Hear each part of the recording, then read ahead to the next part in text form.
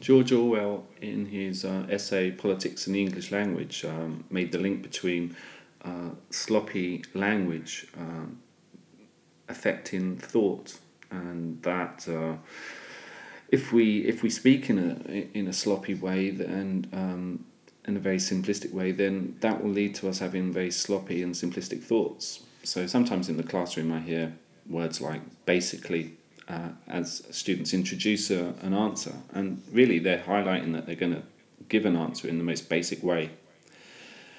Often they end answers with "and stuff," which really is not saying anything. And stuff is a full stop to thoughts, and it's not allowing students to go further. Equally with etc.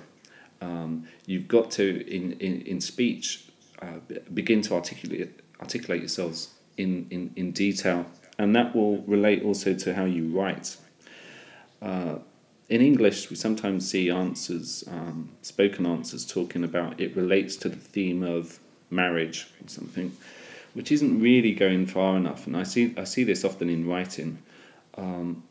What you need to think about was, well, how does something relate to the theme of, say, marriage, or in what ways does it relate to the theme of marriage? What links can you make that suggest this? What position is the writer taking? So in spoken responses, you need to become more specific and detailed, and that will lead, hopefully, to you being more specific and detailed in written responses. Students who ask questions of their text are more likely to be incisive writers when they are asked to write about those texts. So always thinking about, well, what kind of text is this? How does it relate to other texts of its time? What does this text tell us about the writer and the times they were living in? What else is this writer written? How does this relate to that writer's other works? So always try to be asking questions of the text that you're dealing with in class.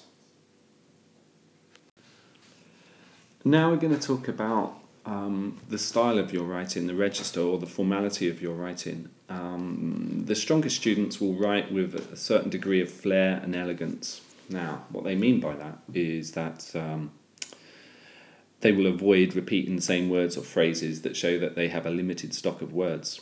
Now, let's take the... in life, hopefully you will not be judged on the colour of your skin, and hopefully you will not be judged on your economic background or class. However, you will go through life and you will be judged on how you write. People will make judgments about your written English, so it's important that they're making the right judgments. Okay, now written English is more formal than spoken English, and this is not about trying to make you sound more posh, but you should have the ability to code switch, so you should be able to use different kinds of English. Now, if your spoken English starts to become more specific and more detailed, it's likely that your written English will also improve. So let's consider how written English is more formal than spoken English. Let's consider the phrase, "My expression is something I am proud of," which, that can pass perfectly well in spoken English.